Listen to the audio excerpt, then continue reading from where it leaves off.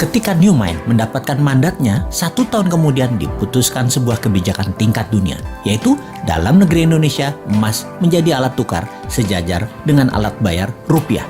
Emas bisa ditransaksikan sebagai alat tukar selain alat bayar rupiah. Itu semua resmi disahkan. E-Gold adalah transaksi berbasis fisik emas dan digital dengan menyediakan 10.000 ATM Gold dalam 3 tahun di seluruh Indonesia.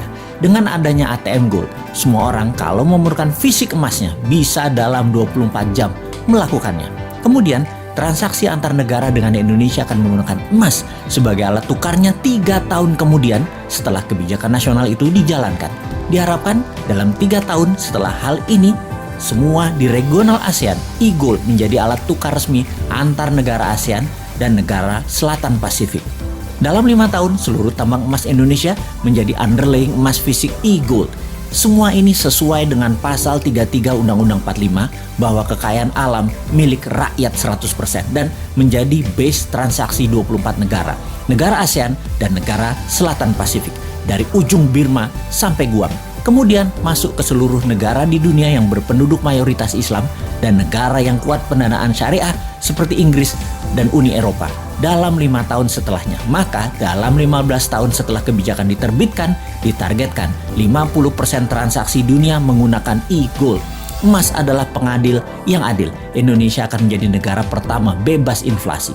Kemudian diikuti negara-negara regional dan dalam 15 tahun 50% dunia bergabung dalam dunia tanpa inflasi.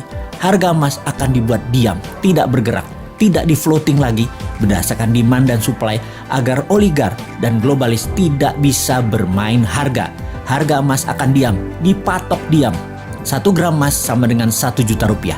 Sisa dunia menyesuaikan harga tersebut.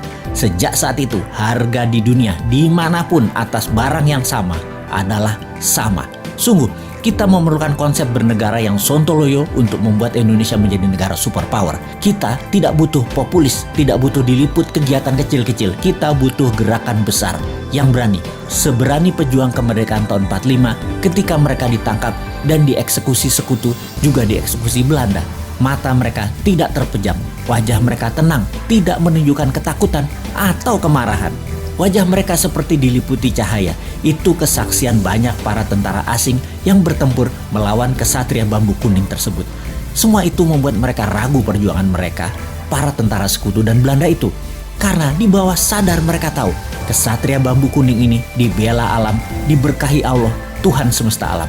Karena itu, mereka segera sadar dan mundur. Segitu besar pengaruhnya bahwa keyakinan membawa kebenaran hakiki oleh pejuang kita di tahun 45 bisa memerdekakan bangsa yang besar milik dunia ini. Saat ini pun Nusantara memiliki pejuang-pejuang itu. Nusantara sudah masanya bergerak.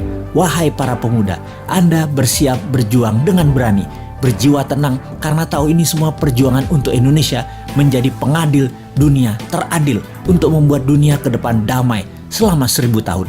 Wahai pemuda New Mind, inilah masa kalian menjadi pembeda, menjadi pejuang kesejahteraan dunia untuk jadi penengah kisruhnya dunia. Rebutlah kekuasaan globalis yang merugikan dan jinakan negara dunia yang saling bunuh untuk kekuasaan dan pertumpahan darah untuk sebuah kepuasan jabatan. Sudah itu semua. Sebar terus pemahaman New Mind yang bisa membuat Indonesia menjadi negara superpower segera. Diawali dengan menjadikan emas sebagai alat tukar dunia. Untuk menjadikan emas alat tukar nasional, segerakan kita menangkan dengan mendapatkan mandat sesegera mungkin.